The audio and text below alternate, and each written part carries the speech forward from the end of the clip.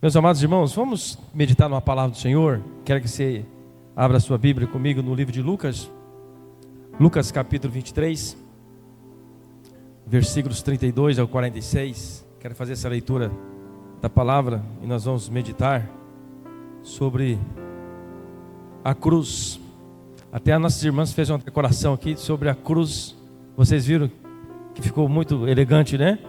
As três cruzes. Uma representa Cristo e os outros, os dois, ladrões. Vamos falar um pouquinho sobre esse texto, sobre realmente o que aconteceu nesse momento aí. Diz assim a palavra do Senhor, versículo 32 em diante. Se você puder ficar de pé em reverência à palavra do Senhor, seria muito bom. 2 outros homens, ambos criminosos, também foram levados com ele para serem executados. Quando chegaram ao lugar chamado Caveira, ali o crucificaram com os criminosos, um à sua direita e outro à sua esquerda. Jesus disse: Pai, perdoa, pois não sabem o que estão fazendo. Então eles dividiram as roupas dele, tirando sortes. O povo ficou observando e as autoridades ridicularizavam. Salvou os outros, diziam, salve a si mesmo, se é o Cristo, se é o Cristo de Deus, o escolhido. Os soldados, aproximando-se também, zombavam dele, oferecendo-lhe vinagre. Diziam: se você é o rei dos judeus, salve a si mesmo. Havia uma inscrição acima dele que dizia: este é o rei dos judeus. Um dos criminosos que ali estavam dependurados sobre a cruz lançava-lhe insultos: você não é o Cristo? Salve-se a si mesmo e a nós. Mas o outro criminoso o repreendeu dizendo: você não teme a Deus, nem estando sobre a mesma sentença? Nós estamos sendo punidos com justiça, porque estamos recebendo o que os nossos atos merecem. Mas este homem não cometeu nenhum mal.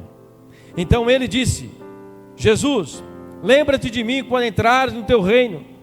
Jesus lhes respondeu: eu te garanto, hoje você estará comigo no paraíso. Já era quase meio-dia e as trevas cobriram a terra até as 3 horas da tarde. O sol deixara de brilhar e o véu do santuário rasgou-se ao meio. Jesus bradou em alta voz: Pai, nas tuas mãos entrego o meu espírito. Tendo dito isso, expirou. Amém? Curva sua cabeça. Espírito Santo do Senhor, nós dependemos da tua unção, nós dependemos da tua sabedoria para aprendermos com esta palavra, Senhor. Em nome do Senhor Jesus, dirige para este momento, para a glória do Senhor. Amém. Podeis assentar. Meus irmãos, hoje é o dia da ceia do Senhor. Como eu já disse, tem até aqui uma simbologia da ceia, mostrando para nós o que nós lemos. E o que nós lemos e o que nós vamos meditar são um dos momentos mais profundos da história da humanidade. É o momento mais profundo da história da humanidade.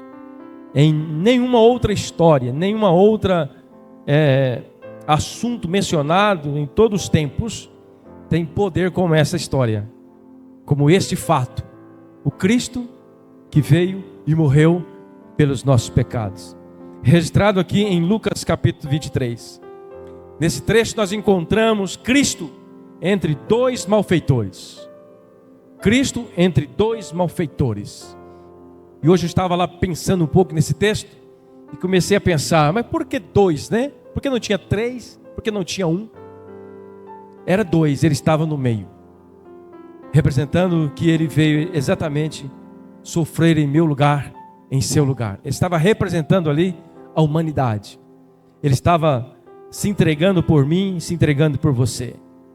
E nós queremos ver nessa noite os 5 lugares que nós precisamos nos encontrar nesse texto. A cruz é lugar de substituição. Diga comigo, substituição.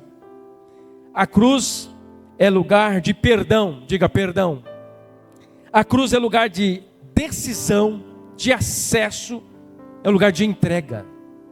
A cruz, nós aprendemos sobre esses 5 pilares. A cruz é o lugar de substituição. Por quê?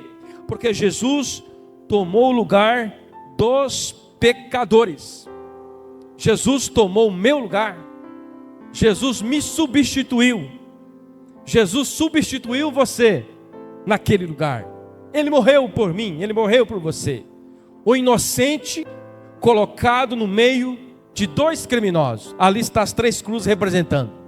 Ele estava no meio, e dos dois lados, dois homens que mereciam, segundo a lei daquela época, morrer crucificado. Mas Jesus não tinha nenhum pecado. Ou melhor, Ele não cometeu nenhum pecado, mas Ele levou sobre si todos os nossos pecados.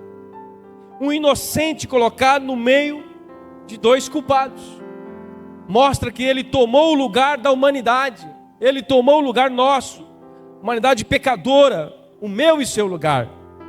Apóstolo Paulo, escrevendo em 2 Coríntios capítulo 5, versículo 21, ele diz assim: aquele que não conheceu o pecado, Ele o fez pecado por nós. Ele o fez pecado. Foi Ele que se entregou.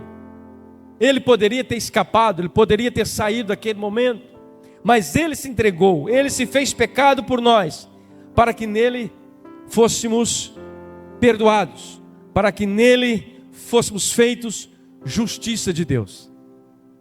Então nós hoje estamos relembrando o grande dia em que Jesus tomou o nosso lugar, em que Jesus morreu na cruz, para que eu e você pudéssemos mais uma vez participar de um dos maiores privilégios que um ser humano possa ter, que é viver eternamente, que é ter uma vida eterna, que é deixar de sofrer, deixar de ter angústia, deixar de ter medo da morte, deixar de ter enfermidade. Lógico, não está acontecendo ainda, mas no reino dele, no reino de Cristo, tudo isso acontecerá.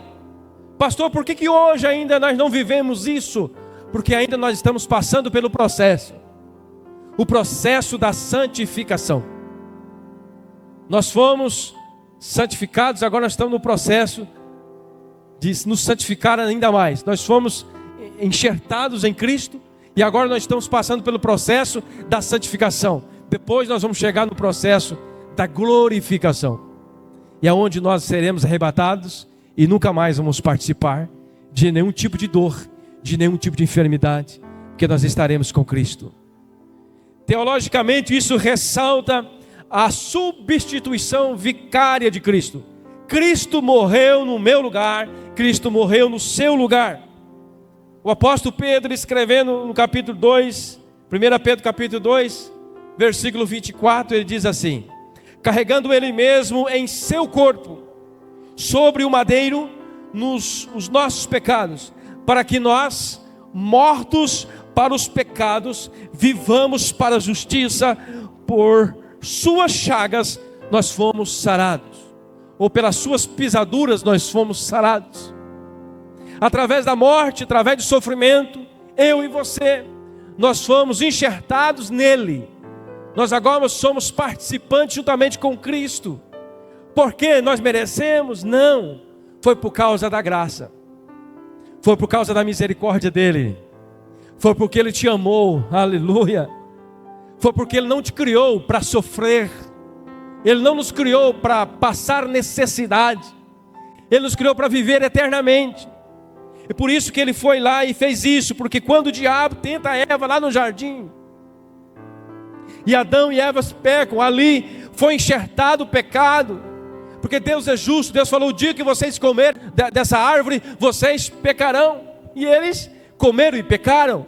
Morreram, mas não morreram fisicamente, morreram espiritualmente.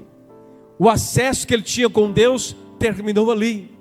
A Bíblia diz que Deus, na virada do dia, descia naquele jardim, e Deus conversava com eles face a face, como eu converso com vocês, como você conversa com seus irmãos. Mas a partir do momento que Adão e Eva pecam, agora Deus deixa de visitar aquele jardim. Quer dizer, ele morreu espiritualmente.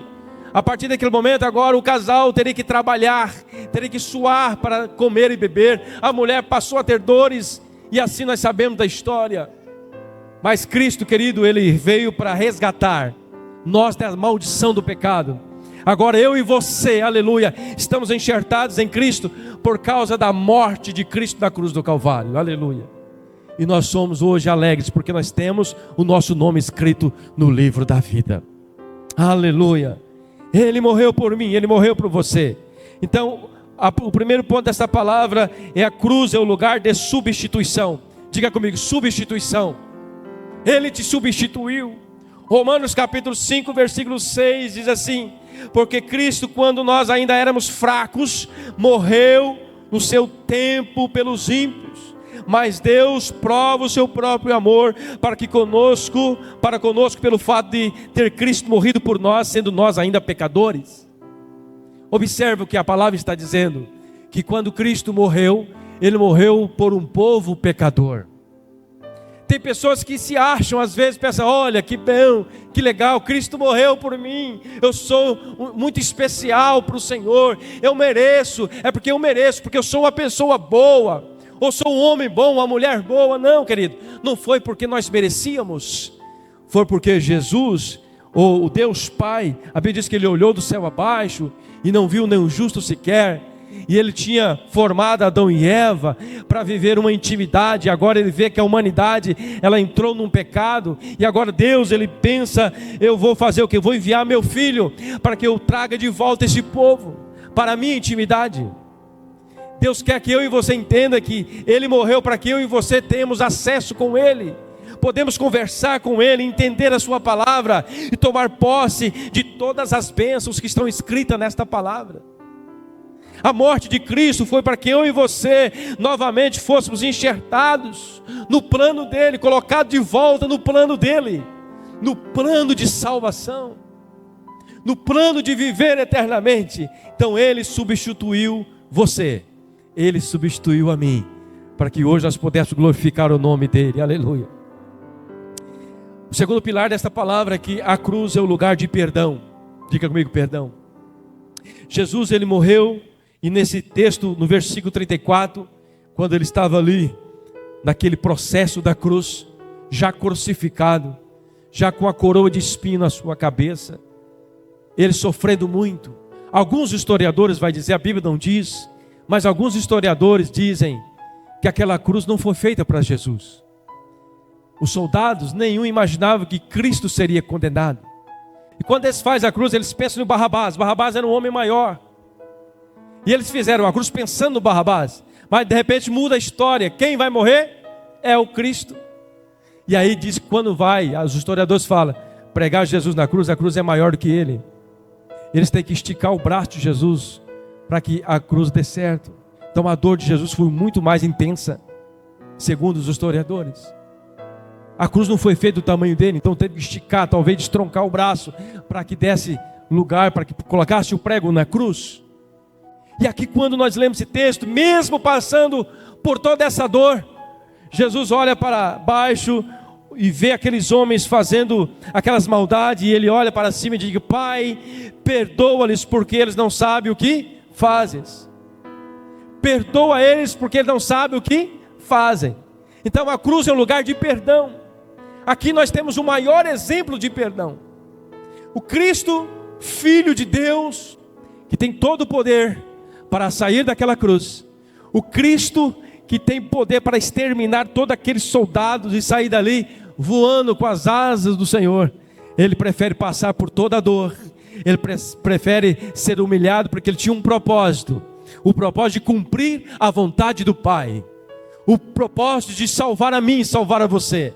E por isso Ele vai até o fim. E nesse processo Ele ensina para mim.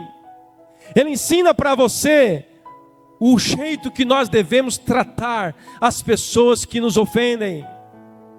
O jeito que nós temos que tratar as pessoas que fazem maldade conosco. É perdoando estas pessoas. Talvez você vai pensar: pastor, isso não tem condições. Tem. Porque o Espírito Santo, Ele te ajuda. O Espírito Santo, Ele nos ajuda. Quando nós entendemos o processo, nós recebemos o Espírito Santo. Ele nos ajuda a perdoar. Lógico que nós sozinhos nós não vamos conseguir perdoar. Mas o Cristo que habita em você, o Espírito Santo que habita em você, Ele te ajuda, aleluia.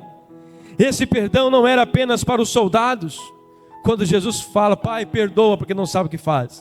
Esse perdão não é só para eles, é para nós também. Ele simboliza para todos nós, porque nós também estávamos condenando Jesus, porque os nossos pecados foram levados sobre ele, ele carregou sobre ele todos os nossos pecados. Salmo 103, versículo 8 diz assim: compassivo e misericordioso é o Senhor, tardio em irar-se e grande em benignidade. É a misericórdia dele que estava sendo estendida naquela cruz. O perdão de Jesus alcançou você. O perdão de Jesus alcançou todos nós. E foi por causa dele. E é por causa dele que nós estamos aqui hoje. E é por causa do Espírito Santo de Deus que nós ainda reunimos num lugar como esse para aprender da sua palavra. Porque a palavra dele ainda continua viva. Morreu há mais de 2000 anos, mas a palavra dele continua viva, porque ele é Deus, ele é onisciente, ele é onipresente, ele é onipotente. Nós cremos na sua palavra. Quando nós lemos a sua palavra, quando nós meditamos na sua palavra, querido, isso mexe com o nosso interior. Não são palavras simbólicas, não são palavras que vai massagear o nosso ego, mas são palavras que vão falar diretamente com o nosso coração. São palavras que mexem com o nosso interior, porque essa palavra tem poder, a palavra de Jesus. E por que ela tem poder? Porque ele lá na cruz, querido, ele deixou um sinal para nós, de substituição dos nossos pecados, um sinal de perdão dos nossos pecados, mostrando para mim e para você que você deve também perdoar aqueles que te ofendem. A cruz é um lugar de perdão, revela a graça soberana de Deus. A cruz, perdão mesmo diante da ignorância e rebeldia da humanidade. Nenhum de nós teríamos condições naquele momento de perdoar aqueles soldados. Talvez eu e você queríamos realmente vingança, matar, destruir todos aqueles que estavam ofendendo você. Mas Jesus nos ensinou que nós devemos perdoar, que o nosso propósito é maior, o propósito de Cristo é maior, o seu propósito é maior, amém? Então, eu costumo dizer assim, nós que temos o Espírito de Deus e conhecemos a palavra, nós somos homens e mulheres capacitadas para pacificar, aonde tem problema, onde tem dor, onde tem dificuldade, você vai ali com a paz do Senhor.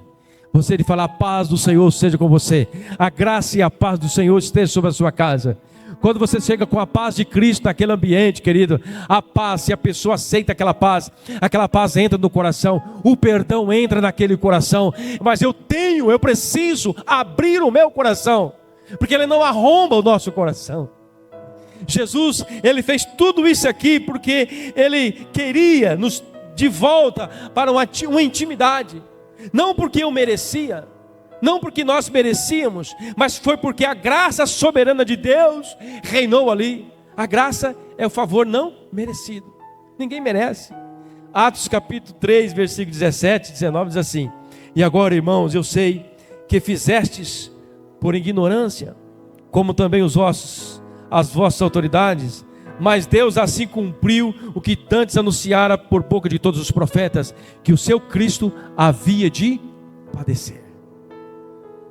Aqueles soldados, talvez eles não imaginavam que tudo aquilo tinha um plano de Deus. É por isso que Cristo fala, Pai, perdoa eles, porque eles não sabem o que fazem. É como se Deus tivesse vedado os olhos daqueles soldados, para que cumprisse a palavra. Mas eles tiveram, com certeza, depois da ressurreição de Cristo, uma oportunidade de arrependimento. Eles crucificaram a Jesus porque era um plano de Deus. Mas depois da ressurreição de Cristo, eles tiveram a oportunidade de reconhecer que eles tinham crucificado o Filho de Deus. Se eles arrependeram, eu não sei, mas eles tiveram a oportunidade de se arrepender, mesmo que aquele ato era uma soberania de Deus. Era preciso Cristo morrer, mas Deus deu a oportunidade para todos aqueles homens se arrepender do que eles fizeram. Se eles se arrependeram, eu não sei, mas Deus deu a oportunidade. 1 Timóteo capítulo 1, versículo 13 diz assim: embora eu antes fosse blasfemo, perseguidor e insolente, contudo alcancei misericórdia, porque procedi por ignorância e incredulidade. A graça de nosso Senhor transbordou sobre mim com fé e amor que há em Cristo Jesus. Então, meu irmão, o texto, o segundo ponto fala que o perdão de Cristo nos alcançou. E todos esses textos que nós estamos lendo, está falando que a graça do Senhor nos alcançou. Quando você olha para o seu passado, eu faço essa reflexão comigo. Quando eu olho para o meu passado, há 20 anos atrás, 25 anos atrás, eu nem imaginava que eu estaria aqui.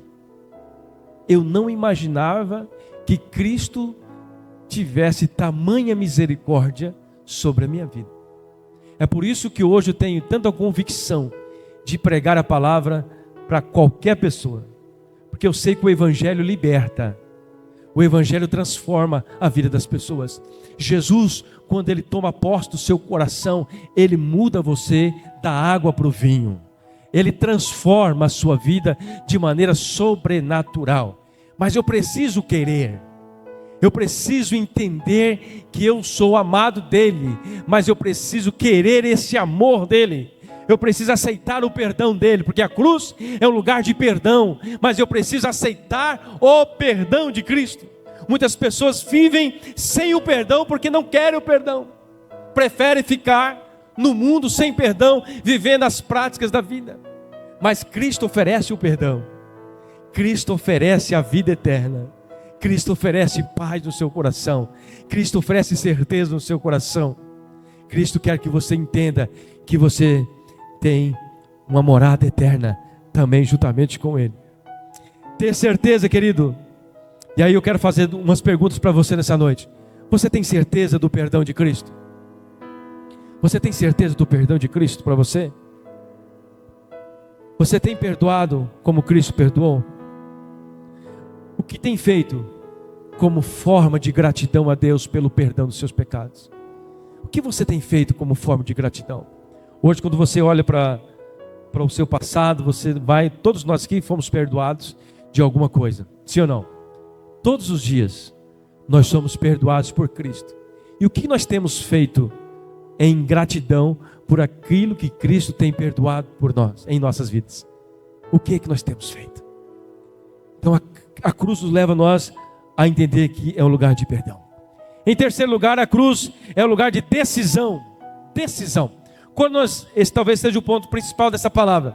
Quando nós vemos aqui o simbolismo das três cruzes, ali nós temos dois ladrões. Um malfeitor e outro também malfeitor. Só que ele reconheceu, tomou uma decisão certa. O primeiro ladrão, criminoso, ele zombou de Cristo. Mas se tu és o Filho de Deus, por que você não salva a si mesmo e salva a nós também? Zombando dele. Como se tivesse o direito, estava condenado do mesmo jeito, como dizia o texto. Mas o outro criminoso, ele aproveitou o momento, o lugar de decisão. Era a última chance daqueles homens.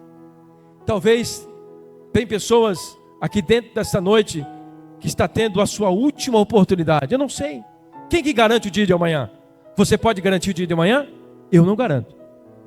Quem garante o dia de amanhã? Eu não garanto. Então talvez Deus está falando no seu coração hoje, e talvez você esteja passando como esse ladrão, que teve a sua última oportunidade de reconhecer Jesus Cristo como o seu Senhor e Salvador. Mas um deles zombaram de Cristo. Um deles disseram, não, se tu és o Cristo, então desce daí, salva nós também. Mas o outro ladrão, ele falou sim, dizendo, você não teme a Deus, nem estando sobre a mesma sentença? Nós estamos sendo punidos com justiça, porque estamos recebendo o que os nossos atos merecem. Mas este homem não cometeu nenhum mal. Um da cruz reconheceu, o outro não. Então a cruz é um lugar de decisão. Quando você olha para a cruz, você lembra de decisão. Qual a decisão você vai tomar? Qual a decisão você tem que tomar hoje sobre Cristo? Aceitar Ele como seu Salvador, ou deixar para amanhã, ou deixar para outro dia? Muitos, como um dos dois ladrões, preferem a cegueira espiritual, mesmo diante do Salvador, preferem zombar dele. Muitos hoje fazem isso. Se você for pesquisar na internet, eu fico com pena de muitos jovens, infelizmente, que estão tão distantes de Cristo. Muitas pessoas que às vezes fazem entrevista com eles, principalmente, não tem nada contra os jovens que estão nas faculdades por aí, nos grandes centros. Pergunta sobre Cristo, as pessoas zombam. não quer nem saber. As pessoas se portam como animais. O diabo tem tomado conta da mente dos nossos jovens, porque Cristo está longe da mente deles. Pessoas se passam por cachorro, por leões, por gato, e acham que elas são esses animais. O diabo tem cegado o entendimento dessas pessoas. Que a Bíblia diz que nos últimos dias o diabo cegaria o entendimento dessas pessoas. Mas por quê? Porque Cristo não é primordial nas suas vidas. Porque Cristo não tem sido o seu alimento diário. Por isso essas pessoas são vazias de Deus. E muitos estão zombando de Cristo como um dos soldados, ou melhor, como um dos ladrões que estavam ali na cruz. Muitos ainda zombam de Cristo, não acreditam na morte de Cristo, não acreditam no seu sacrifício. Mas nós acreditamos, aleluia. Nós acreditamos, nós estamos aqui, queremos louvar o Senhor, queremos exaltar o nome do Senhor e continuar crendo até a vinda dEle. Não importa o que aconteça, nós estaremos firmes, crendo Jesus é bom, Jesus é maravilhoso. Eu continuarei servindo a Cristo, aleluia. Nós precisamos continuar a nossa batalha e cumprir a nossa missão de buscar essas pessoas para Jesus. 2 Coríntios capítulo 4, versículo 4, confirma esse texto, ou esta frase que eu falei. O Deus desse século cegou o entendimento dos incrédulos, para que não lhes resplandeça a luz do Evangelho da glória de Cristo, que é a imagem de Deus. O Deus desse século cegou o entendimento. Qual que é o Deus desse século? Tem muitos, né? Muitos deuses. Um dos maiores deuses adorados é o Deus Mamon. Diga comigo, Mamon. Segundo a Bíblia é o dinheiro. Dinheiro é mais adorado do que Jesus. Se você for fazer uma pesquisa, as pessoas gastam muito mais tempo para ganhar dinheiro do que para falar com Jesus. Sim ou não? Se brincar, até nós caímos. Mas por quê? Porque o nosso entendimento não está focado naquilo que Cristo fez na cruz. Os primeiros cristãos gastavam suas vidas em pregação do Evangelho. Os primeiros cristãos, como nós falamos aqui na mensagem passada, eles vendiam até as suas propriedades para estar com Cristo, para fazer a obra de Cristo, para fazer aquilo que Cristo mandou, porque eles tinham convicção de que Cristo era real, aleluia. E nós precisamos ter a mesma convicção, meus irmãos, de que Cristo é o suficiente na nossa vida. Eles têm que estar em primeiro lugar. Jesus tem que estar em primeiro lugar, aleluia, para que nós possamos viver uma plenitude do amor de Cristo em nossas vidas. Nós não podemos deixar o Deus desse século cegar o nosso entendimento, mas nós devemos deixar que Cristo realmente limpa a nossa mente, aleluia, e nós possamos viver com Ele para todo sempre. Mas, querido, teve um que fez o melhor, um dos ladrões, um que reconheceu os seus pecados. Talvez eu e você que represente esse que estava do lado dele, que reconheceu os seus pecados. Nós também um dia reconhecemos nossos pecados, e nós podemos dizer: Senhor, eu reconheço os meus pecados, eu entrego a minha vida para o Senhor, eu quero o perdão do Senhor, eu quero ser abençoado por Senhor, aleluia. O versículo 40, versículo 43 diz assim: mas o outro criminoso o repreendeu dizendo: você não teme a Deus, nem estando na mesma sentença? Mas um deles temeu a Deus. Por isso é um lugar de decisão. Qual tem sido o seu autoexame? Qual tem sido o seu autoexame diante da cruz? Diante da cruz, será que você representa o criminoso que zombou de Jesus? Ou você representa aquele que reconheceu os seus pecados, entregou a sua vida a Jesus e recebeu aquela frase maravilhosa: hoje mesmo tu estarás comigo no paraíso, aleluia. Hoje mesmo tu estarás comigo no paraíso, aleluia. Quando nós reconhecemos que Jesus é o nosso Senhor, é esta a resposta que nós temos, a certeza de que nós estaremos com Ele um dia, para reinar com Ele, aleluia, para todo sempre.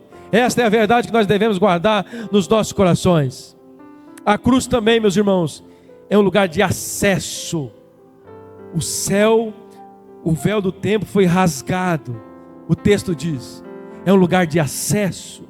Versículo 44 e 45 diz assim: já era quase meio-dia, e as trevas cobriram toda a terra até as 3 horas da tarde. O sol deixara de brilhar, e o véu do santuário rasgou de cima a baixo. O que representa isso, pastor? O que representa isso é que até a morte de Cristo existia um sumo sacerdote, um homem como eu e você, que ele entrava nesse lugar santo dos santos, onde tinha um véu. Segundo alguns historiadores, é um véu muito grosso, aproximadamente 5 centímetros, era um véu muito grosso, e esse véu separava o lugar santo do lugar santíssimo. Nesse lugar santíssimo só entrava um homem, um sumo sacerdote, uma vez por ano, para a remissão do pecado do povo. E para que isso fosse feito, ele primeiro tinha que se purificar, para que depois entrasse naquele lugar e pedisse perdão para o pecado do povo. Isso significa que eu e você, nós não tínhamos acesso ao trono de Deus, ao lugar santíssimo. E quando Cristo morre, a Bíblia está dizendo que o véu rasgou, significando que agora nós não precisamos de um homem para interceder por nós. Nós temos Cristo, o nosso sumo sacerdote, aleluia. É Ele que intercede por mim, é Ele que intercede por você. O véu se abriu agora, eu tenho acesso direto ao trono de Deus. Quando você dobra o seu joelho, quando você vai orar com o Pai, você fala diretamente com Ele, não precisa de ninguém falar por você, aleluia. Cristo, aleluia, é aquele que faz a ponte entre você e Deus. Ele agora é o nosso sumo sacerdote. É com Cristo que você tem que falar, é para Ele que você tem que falar, e automaticamente o Deus Pai responde às nossas orações. Então a cruz é um lugar de acesso, é um lugar que nós temos intimidade, é um lugar de nós aproximarmos ainda mais dEle. Por que nós lembramos da ceia do Senhor todos os meses? Porque esse foi um mandamento do Senhor Jesus, para que nós fizéssemos isso todas as vezes que nós lembrássemos da morte dEle. Ceiarmos, trazer à nossa memória o que Cristo fez na cruz do Calvário. Então Ele morreu para que você tivesse acesso ao trono de Deus. Você, qualquer pessoa que está aqui, pode dobrar o joelho e começar a falar com Deus. Ele vai te ouvir, você vai sentir Ele. Se o seu coração estiver sincero com o coração de Deus, como o coração de Deus é sincero com o seu coração, você vai ouvir Deus. Agora, se você ajoelhar com zombaria, você não vai ouvir Deus. Se você ajoelhar com sinceridade e reconhecendo os seus pecados, reconhecendo que Deus é maior, que Deus é soberano, que você é um pecador e você depende da misericórdia dEle, se você reconhece isso com o seu coração aberto, você vai ouvir Deus, porque essa é uma promessa do Pai. Muitas pessoas não ouvem porque não tomam a decisão. Elas querem que Deus fale com ela, mas querem continuar no mundo do pecado. Elas querem que Deus ouça ela, mas ela não quer deixar o vício, não quer deixar a pornografia, não quer deixar as coisas erradas dessa vida. Deus não vai falar dessa forma. A única palavra que Deus fala com você é de arrependimento. Arrependei-vos, arrependei-vos, pois é chegado o dia da volta de Cristo. Esta palavra Ele fala, e você ouve através das ministrações, das palavras, você ouve através dos louvores. Arrependei-vos. Então nós temos livre acesso. Significa, meus irmãos, que as trevas sobre a terra foi o juízo e o peso do pecado. Quando as trevas se fez presente naquele lugar, a Bíblia diz que o sol escureceu. Por que o sol escureceu? Assim eu entendo, foi o peso do pecado sobre Cristo. Ele levou todos os pecados nossos sobre Ele. Então foi tamanho peso, tamanho pecado, que o céu se escureceu, mostrando para nós como simbolismo que o pecado é maldito, que o pecado traz escuridão, que o pecado atrapalha você. Então a cruz, querido, é um lugar de acesso, é um lugar de você reconhecer que os seus pecados também foi levado com Ele na cruz. Por isso que o céu se escureceu. O céu escureceu, o sol deixou de brilhar. Significa que Cristo levou sobre Ele o peso do seu pecado, o peso do meu pecado. As trevas simbolizam o juízo de Deus sobre o pecado, e o peso espiritual da morte de Cristo, que carregou os pecados do mundo. Mostra que o pecado tem consequências reais. Se não acontecesse nada naquele momento, nenhum sinal do céu, talvez ficaria por isso mesmo. Por isso que o sol escureceu e o véu do templo foi rasgado, mostrando claramente que Ele consumou aquilo que Ele foi fazer. Ele consumou, aleluia. Ele nos deu acesso ao Pai. Hoje nós temos acesso, porque Ele consumou. E Deus deixou um sinal no céu: eu escurecerei o sol, eu trarei trevas sobre a terra, eu vou rasgar o véu do tabernáculo, como sinal que de agora em diante o sumo sacerdote é o meu Filho, é Cristo, e através dele nós podemos ter acesso ao Pai, falar com Ele, ter os nossos pecados perdoados, andar com Ele, aleluia, me alegrar com Ele através da ação de Jesus Cristo. O véu se rasgou de alto a baixo. A cruz não é apenas um evento histórico, ela inaugura uma nova aliança. Diga comigo, uma nova aliança. E convida todos a crerem no sacrifício de Cristo. Não é só uma história. Se fosse só uma história, já teria se perdido pelo caminho. Mas não é só uma história. Cristo é real. Cristo é real. Você talvez não possa ver Ele aqui, mas você pode sentir Ele. Quando é que você sente Ele? Quando a palavra fala no seu coração e ela toca, você sente. Você sente quando a palavra toca no seu coração. Você sente quando o louvor toca no seu coração. Você sente quando aquela palavra soou diferente. Às vezes você participa de um culto como esse, como já aconteceu comigo, o culto inteiro, e apenas uma frase do pastor ou uma frase de um louvor mexeu comigo de maneira sobrenatural, trouxe para mim a realidade de quem eu sou.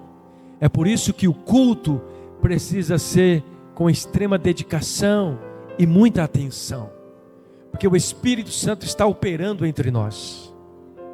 O Espírito Santo, ele opera desde o início do culto, desde a oração que foi feita pelo nosso irmãozinho maior, desde a oração até os testemunhos, os louvores. Deus está falando conosco.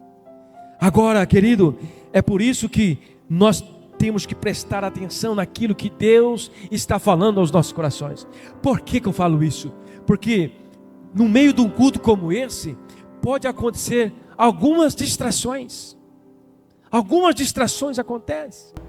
É por isso que você tem que prestar atenção naquilo que Deus vai falar no seu coração, naquilo que Deus quer falar no seu coração. E isso faz toda a diferença.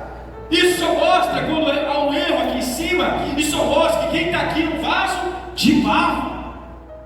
Eu não sou o super-homem, eu não sou Cristo, eu sou um representante dele, assim como você é. É por isso que um culto como esse, eu tenho que prestar atenção na voz do Espírito, porque Deus usa quem Ele quer, da maneira como Ele quer, na hora que Ele quer, aleluia. Deus usa uma criança, Deus usa um idoso, Deus usa até um mendigo, Deus usa quem Ele quiser. É a nossa sensibilidade que tem que ser grande, para entender que Deus está falando conosco nessa noite. Deus nos deu acesso ao trono de Deus, aleluia. E Hebreus capítulo 4, versículo 16 diz assim: cheguemos-nos, pois, confiadamente ao trono da graça, para alcançarmos misericórdia e encontrarmos graças, a fim de sermos ajudados em tempo oportuno. Olha que texto maravilhoso. Cheguemos, pois, confiantemente, aonde? No trono. Nós temos acesso ao trono. Simbolicamente, quando você está orando, você está ajoelhado aos pés de Cristo, assentado no trono. Nós temos livre acesso ao Pai, aleluia. Isso é muito profundo, meus irmãos. Então, quando você está orando a Deus, você está falando diretamente no trono de Deus. Se você abrir os seus olhos espirituais, você vai poder ver o trono de Cristo, Ele assentado no trono e olhando para você com os olhos como chama de fogo, assim como diz a palavra, querendo te abençoar, querendo te envolver da sua glória. Você tem acesso ao trono de Deus. É isso que a cruz me traz. Então a cruz não é só um simbolismo, não é só uma história. A cruz me dá acesso, aleluia, ao mundo espiritual, a Deus, a Cristo. João capítulo 3, versículo 21 também diz assim: amados, se o nosso coração não nos condena, temos confiança diante de Deus. Olha que texto importante. Se o nosso coração não nos condena, temos confiança diante de Deus, e qualquer coisa que pedirmos, receberemos dele, porque guardamos os seus mandamentos e fazemos o que lhe agrada. Olha que palavra, eu não preciso nem pregar, o texto fala tudo. Amados, se o nosso coração não nos condena, aqui chega um ponto importante. Quando você vai orar, se você tiver alguma coisa com o seu irmão, já condenou. Quando você vai orar e você não perdoa alguém, está lá com o seu rancor, já condenou. Quer dizer que o seu coração já está te condenando. Então o versículo leva a nós entendermos que nós, para recebermos a resposta do trono, o trono está à nossa disposição, mas o nosso coração precisa estar sedento por ele. Se ele está sedento por ele, ele não vai nos condenar. No sentido assim, o seu coração está sendo sincero com o coração de Deus, não tem nenhuma falha no seu coração, aí nós temos confiança diante dele. Então, se o coração não condena, nós temos confiança diante dele. Ele está falando assim: você pede o que você quiser. Olha o texto, irmãos. Você pede o que você quiser e eu te darei. Aqui está a resposta para muitas coisas. Por que às vezes Deus responde para um, não responde para outros? Por que às vezes você pede e às vezes nós não recebemos? Nós precisamos consertar, tampar as lagunas. Nós precisamos chegar diante do trono de Deus com o coração sincero, dizer: Pai, eu sou falho, eu errei aqui, errei ali, e eu confesso o meu pecado, mas por favor, Pai, atende a minha oração. A única coisa, querido, que Deus quer de mim, de você, é arrependimento, reconhecer as suas falhas. A cruz, querido, em quinto lugar e último lugar, a cruz é o lugar de entrega. Fala comigo: entrega. A cruz é o lugar de entrega. Quando Jesus está ali na sua agonia final, no versículo 46, a Bíblia diz assim: Jesus bradou em alta voz: Pai, nas tuas mãos eu entrego meu espírito.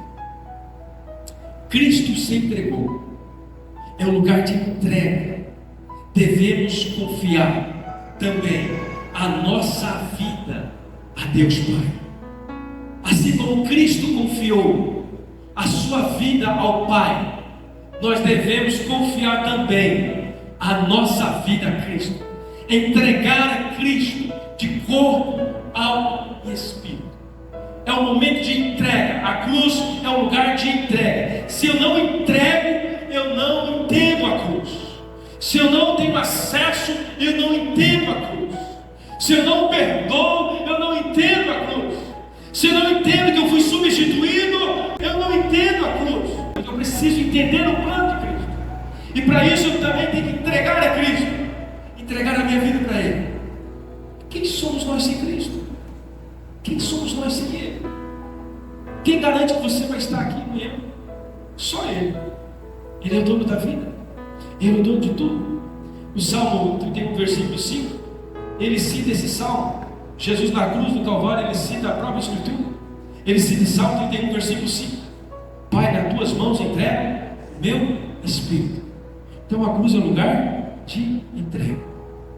Diferente dos outros crucificados, ele não morre de exaustão, mas ele se entrega. Os dois criminosos que estavam do lado de Jesus morreram de exaustão, morreram de fadiga, morreram de morte matada, vamos dizer assim. Mas Cristo não. Cristo, ele se entregou, porque ninguém pode matar o Filho de Deus. Se ele quisesse ficar ali, milhões de anos ficavam ali sem morrer, porque ninguém pode matar o Filho de Deus. É por isso que ele se entregou, porque ele tinha uma missão. Ele se entregou, ensinando para mim e para você que nós também precisamos entregar a nossa vida para Ele, assim como Ele entregou a sua vida na sua missão, aleluia, para salvar a mim e salvar a você, aleluia. E para confirmar essa palavra, está lá em João capítulo 10, João capítulo 10, versículo 18: ninguém atira de mim, Jesus falando, ninguém atira de mim. O que me tira? A vida. Pelo contrário, eu espontaneamente a dou, tenho autoridade para entregar e também para revê-la. Este mandato recebi do meu Pai. Então Cristo entregou-se por nós. Cristo entregou-se por nós, dando para nós a experiência de que nós precisamos também entregar a nossa vida para Ele. Meus irmãos, esta é a palavra que eu quero trazer aos seus corações. Esses 5 pontos desta cruz: lugar de substituição, lugar de perdão, lugar de decisão, lugar de acesso, lugar de entrega. A cruz representa isso. Eu e você fomos chamados para entrar neste lugar, para entrar neste perdão, para ter acesso ao Pai, aleluia, para ter a certeza da nossa salvação. E aproveitando que nós estamos nesse clima, nós vamos passar para o momento da ceia do Senhor.